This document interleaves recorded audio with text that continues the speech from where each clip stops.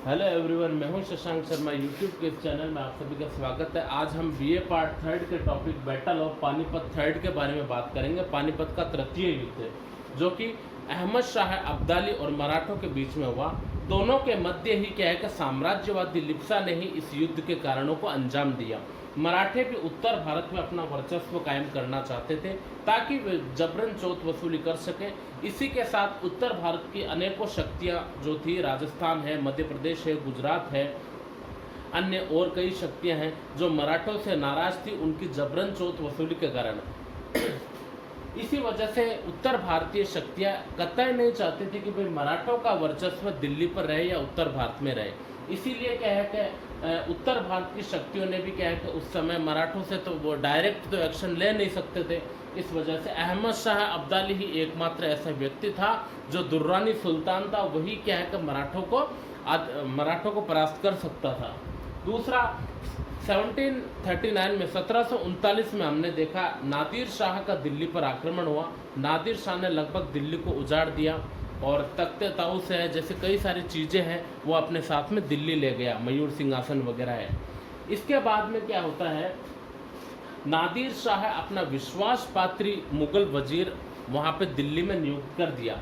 फिर मराठे जिनमें सदाशिवराव भाऊ जो कि काफ़ी शूरवीर था, सेनानायक था, जिसने ऑलरेडी क्या है कि 1757 में निजाम की सेना को परास्त कर चुका था। तो उस समय जो पेशवा थे, तत्कालीन पेशवा बालाजी बाजीराव ने ही सदाशिवराव भाऊ को ही नियुक्त किया था। मराठों में कई सारी आपसी अनबन थी। हालांकि सदाशिवराव भाऊ को उत्तर भारत या नॉर्थ वेस्ट जोन की युद्ध प्रणाली की कोई ज्ञान नहीं था, उनको प्रकृति का ज्ञान नहीं था युद्ध की। सदाशिवराव भाऊ केवल दक्षिण भारत में ही युद्ध अभियानों में सफल रहे थे, उन्हें उत्तर भारत के युद्ध अभियानों का एक्सपीरियंस नहीं था। तो यह युद्ध 14 जनवरी 1761 को शुरू होता है, अहमद शाह अब्दाली वर्सेस मराठा सरदार सदाशिवराव भाऊ के बीच में। इसमें अहमद शाह अब्दाली का साथ देते हैं दोआब के रोहिल्ला सरदार नजीबुद्दौला देते हैं, अवध के नवाब शुजाउद्दौला देते हैं। ठीक है। दूसरा, मराठा सदाशिवराव भाऊ का साथ इधर इब्राहिम खां गारदी देते हैं, दूसरा जाट राजा सूरजमल देते हैं जो कि थोड़ा देते हैं। ऐसा है, जाट राजा सूरजमल ने गुहार लगाई मुगल गवर्नर बनने की। ठीक है। तो सदाशिवराव भाऊ ने क्या सोचा कि भाई हम क्यों ना क्या है कि मुगल जो थे वो सुन्नी समुदाय के थे। ठीक है। तो सदाशिवराव भाऊ ने देखा कि हम क्यों ना अवध के नवाब शुजाउद्दौला को मुगल गवर्नर बना दे। शुजाउद्दौला शिया मतावलंबी था, तो इन्होंने क्या है कि शुजाउद्दौला को क्या है कि मुगल गवर्नर बनाने की चेष्टा की और शुजाउद्दौला फिर क्या हुआ, अहमद शाह अब्दाली के साथ ही आ मिला। तो मराठा सरदारों की यह जो भूल थी, यह नाकामी क्या है कि सिद्ध रही थी। ठीक है। इन्होंने सोचा कि यह शिया है तो यह हमारा साथ देगा, जबकि ऐसा कुछ नहीं हुआ। ये लोग पुनः क्या है कि एक मुस्लिम नियंत्रण शासक के अधीन आना चाहते थे, अहमद शाह अब्दाली में के नियंत्रण में। दूसरी ओर मराठों की कुछ ऐसी कई सारी नीतियाँ थी जिस वजह से परेशान भी थे। यहाँ जाट राजा सूरजमल ने थोड़ा बहुत साथ दिया, अधिक साथ नहीं दिया। युद्ध के जो महत्वपूर्ण तथ्य है, जो ध्यान देने योग्य बातें हैं, कुछ बातें हैं जो हमें देखनी चाहिए। पहली बात तो ये है, निसंदेह सदाशिवराव भाऊ मराठों का उत्कृष्ट सेनानायक था। ठीक है। 1757 में उसने निजाम की सेनाओं को परास्त किया था। इसीलिए पेशवा बालाजी बाजीराव ने क्या है कि सदाशिवराव भाऊ को नियुक्त किया, इस युद्ध के लिए अपॉइंट किया। जबकि सदाशिवराव भाऊ को दक्षिण भारत का अनुभव था, उत्तर भारत का कोई अनुभव नहीं था। ठीक है। उत्तर भारत का अनुभव जो था वो अच्छा अनुभव था रघुनाथ राव और महादजी सिंधिया को था। रघुनाथ राव होलकर और महादजी सिंधिया जैसे वरिष्ठतम सरदारों को अच्छा खासा अनुभव था उत्तर भारत में। इन्होंने पहले भी दिल्ली पर आधिपत्य जमाने के कई प्रयास किए और दिल्ली आधिपत्य जमाने के लिए इन्होंने स्पेशली महादजी सिंधिया ने रघुनाथ राव ने पेशावर और अटक को भी जीत लिया था। इस वजह से दोआब के रोहिल्ला सरदार और अवध के नवाब शुजाउद्दौला और राजस्थान की जो शक्तियां हैं वो डगमगाने लग गई, डरने लगी। इसीलिए उन्होंने अहमद शाह अब्दाली के लिए गुहार लगाई कि भाई आप आओ और आक्रमण करो, मराठों को परास्त करो। तो ये काफ़ी पावरफुल थे। तो पेशवा बालाजी बाजीराव को शक था, ठीक है, कि भाई मेरी कुर्सी नहीं चली जाए। और कुछ क्या है कि मराठों में आपस में ईर्ष्या और द्वेष रहता ही है। ईर्ष्या और द्वेष रहने के कारण पेशवा बालाजी बाजीराव ने रघुनाथ राव और महादजी सिंधिया को अपॉइंट न करके सदाशिवराव भाऊ को ही अपॉइंट किया। तो इसी वजह से कुछ युद्ध हारने का भी कारण रहा। तीसरा कारण है मराठों में आपसी ईर्ष्या और कलह। तो यह सारी बात है जिस वजह से क्या है कि यह युद्ध काफी स्पष्ट रहा और अंजाम देखने को मिलता है। यहाँ स्टार्टिंग के अंदर हम देखते हैं रघुनाथ राव और महादजी सिंधिया, स्पेशली रघुनाथ राव के नेतृत्व में दिल्ली के लिए कूच किया जाता है। दिल्ली पर उन्होंने आक्रमण किया और लगभग 1745 के करीब उन्होंने दुर्रानी शासकों के अधीन जो दिल्ली थी उनके अंडर के अंदर जो वजीर थे, मुगल वजीर थे, उनको हटाकर उनको परास्त करके अपना विश्वास पात्री वजीर नियुक्त किया, जिससे दुर्रानी सल्तनत भी हिलमिलाने लग गई, डगमगाने लग गई। उधर अहमद शाह अब्दाली भी चिंतित हो गया, क्योंकि रघुनाथ राव ने क्या किया, पेशावर को जीत लिया, पेशावर पर अधिकार कर लिया, अटक के किले पर भी अधिकार कर लिया। इस वजह से अहमद शाह अब्दाली भी क्या है का भयभीत हो गया। दूसरी ओर राजस्थान की शक्तियां हैं, ठीक है, एमपी की शक्तियां हैं, ऐसी कई सारी शक्तियां हैं उत्तर भारत की जो भी क्या है कि भयभीत होने लग गई मराठों के प्रभाव से।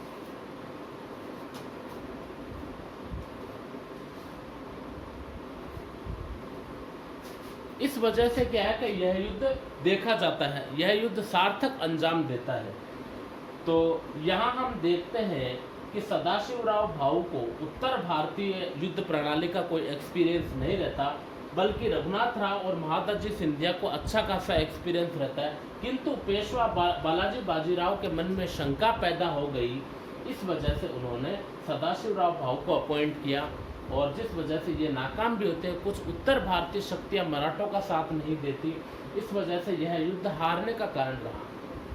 दूसरा, अहमद शाह अब्दाली भी क्या है कि दिल्ली पर स्वतंत्र शासक बनना चाहता था और एक मुस्लिम सत्ता की स्थापना करना चाहता था, जिस वजह से दोआब के रोहिला सरदार नजीबुद्दौला और अवध के नवाब शुजाउद्दौला ने अहमद शाह अब्दाली का साथ दिया, ठीक है। इसके अलावा भी जैसे नादिर शाह द्वारा आक्रमण होने के कारण अहमद शाह अब्दाली अपनी पैतृक संपत्ति भी मानता था दिल्ली को, दिल्ली है, पंजाब है। तो इस वजह से क्या किया कि भाई जब रघुनाथ राव ने लाहौर, ये पेशावर और अटक को जीता, तो तब क्या है कि अहमद शाह अब्दाली जो कि लगभग 1744 के करीब क्या है कि दुर्रानी सुल्तान बना। और पेशवा में दत्ताजी सिंधिया नाम का सरदार था, जो कि वहाँ का सरदार था, पेशवा का शासन संचालन था। मराठा चौकी थी, उसका प्रमुख था दत्ताजी सिंधिया, जिसे पेशवा बालाजी बाजीराव ने लॉन्च किया था। पेशवा बालाजी बाजीराव ने ही क्या है कि नियुक्त किया था दत्ताजी शिंदे को। तो फिर दत्ताजी शिंदे को क्या है कि अहमद शाह अब्दाली ने परास्त करके उन्होंने पंजाब को जीता, पंजाब की ओर कूच किया। पंजाब के रास्ते होते हुए वह पानीपत के मैदान में आ डटा। दूसरी ओर पानीपत के मैदान में सदाशिवराव भाऊ भी था। सदाशिवराव भाऊ का युद्ध में किसी ने साथ नहीं दिया और इस वजह से कई प्रकार के खाद्य आपूर्तियों की कमी रही थी और यह युद्ध अहमद शाह अब्दाली के पक्ष में रहा था। इसका एक पार्ट तो मैंने आपको यहाँ बताया है। अगला कल पार्ट है जो कि युद्ध के कारण क्या रहे। इन दोनों की साम्राज्यवादी नीति है, दोनों ही अपना वर्चस्व कायम करना चाहते थे। मराठे थोड़े ज़्यादा सक्रिय थे, लूटमार में सक्रिय थे, जबरन चौथ वसूल करते थे। इस वजह से राजस्थान की रियासतें हैं, ठीक है, जयपुर की रियासतें हैं, सवाई माधो सिंह जी है, ठीक है, इसके अलावा एमपी है, गुजरात है। तो कई सारी रियासतें जो कि मराठों के खिलाफ थी, क्योंकि इनकी जबरन चौथ वसूली की नीति थी। इस वजह से अहमद शाह अब्दाली को इस युद्ध में सफलता मिली थी। नेक्स्ट लेक्चर अपन कल करेंगे। आज के लिए इतना ही है। अगर मेरा लेक्चर पसंद आए तो प्लीज़ लाइक करना, शेयर करना, सब्सक्राइब करना। Thank you very much.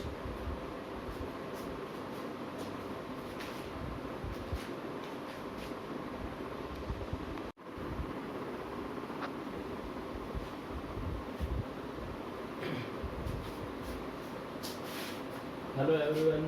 तो बात करते हैं पानीपत के तृतीय युद्ध की पृष्ठभूमि की बात करते हैं। ठीक है।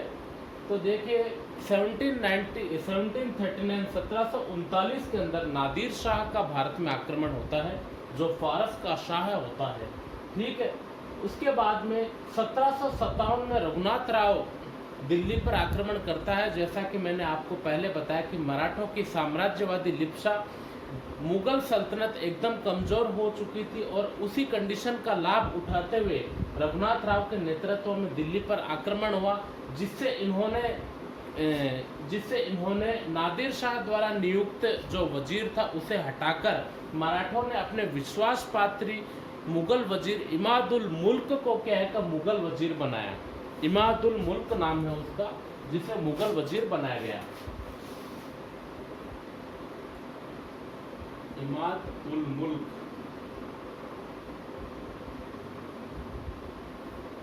इस वजह से क्या हुआ, हमारे राजस्थान की ताकतें हैं, ठीक है, और रोहिल्ला सरदार नजीबुद्दौला है, अवध के नवाब शुजाउद्दौला है, नाराज हो गए। ठीक है कि भाई इन्होंने इमादुल मुल्क को अपना वजीर बना दिया, जो कि मराठों का विश्वास पात्र था। इससे दुर्रानी सुल्तान अहमद शाह अब्दाली को भी गहरा धक्का लगा और इससे दिल्ली के आक्रमण के साथ साथ ही रघुनाथ राव ने क्या किया, अटक और पेशावर पर भी अपने आक्रमण कर दिए और वहां पे मराठा चौकी लगा दी। ठीक है, मराठा चौकी लगा दी, जिससे दुर्रानी सुल्तान अहमद शाह अब्दाली भयभीत हो गया और भय उत्पन्न हो गया, जिससे अवध के नवाब है, राजस्थान की शक्तियां हैं, रोहिल्ला सरदार नजीबुद्दौला है, कई सारी शक्तियों में मराठों के प्रति भय उत्पन्न हो गया, क्योंकि मराठे लूटमार की नीति अपनाते थे और ईर्ष्यालु नीति रहती थी, और इसके अलावा जबरन चौथ वसूली की नीति अपनाते थे, जैसा कि हफ्ता वसूली लाई। ठीक है, इस वजह से क्या है कि इन ताकतों ने संयुक्त रूप से अहमद शाह अब्दाली के आगे गुहार लगाए कि भाई वे भारत में आक्रमण करें, क्योंकि ये शक्तियाँ डायरेक्टली क्या है कि डायरेक्टली मराठों से क्या है कि लोहा लेने में इतनी तत्पर नहीं थी, इनके पास में इतना सामर्थ्य नहीं था कि भाई डायरेक्टली मराठों से लोहा ले सके। इस वजह से इन्होंने अहमद शाह अब्दाली को इन्विटेशन दिया। दूसरी ओर मराठा पेशवा बालाजी बाजीराव द्वारा नियुक्त दत्ताजी सिंधिया 1757 में दत्ताजी सिंधिया को पेशावर में मराठा सरदार के रूप में नियुक्त किया गया। दत्ताजी सिंधिया को, ठीक है, पेशावर में नियुक्त किया गया, जिसे बाद में अहमद शाह अब्दाली ने परास्त करके वो भारत में घुसा और पानीपत के मैदान में आ डटा। ठीक है, दूसरी ओर हमने देखा कि भाई सदाशिवराव भाऊ था पानीपत के मैदान में, दोनों के मध्य युद्ध आरंभ होता है और यहाँ पे सदाशिवराव भाऊ की किसी ने हेल्प नहीं की और उन्हें टेक्निकली इतना अच्छा एक्सपीरियंस भी नहीं था। निसंदेह उन्होंने 1757 में निजाम की सेनाओं को परास्त किया था, किंतु उत्तर भारत की रणनीति से थोड़ा अनभिज्ञ थे। इस वजह से क्या है कि यहाँ पे रघुनाथ राव, यहाँ पे मराठों को हार का सामना करना पड़ा। इवन सदाशिवराव भाऊ को हार का सामना करना पड़ा था और सदाशिवराव भाऊ का साथ किसी ने भी नहीं दिया। यहाँ पे सभी जो मुस्लिम शक्तियाँ थी भारत की, सब जो उत्तर भारत की मुस्लिम शक्तियाँ थी, उन्होंने अहमद शाह अब्दाली का साथ दिया, क्योंकि उन्हें यह होप थी कि यहाँ पे अब तृतीय अफगान का युग आएगा और एक नई दिल्ली सल्तनत की स्थापना होगी और अहमद शाह अब्दाली के नेतृत्व में पुनर्गठन होगा इस्लामिक राज्य का। इस वजह से मुस्लिम शक्तियों ने क्या किया, यहाँ पे अहमद शाह अब्दाली का साथ दिया। तो ये रहा। अब अपन इसके कारण और परिणामों पर चर्चा करेंगे।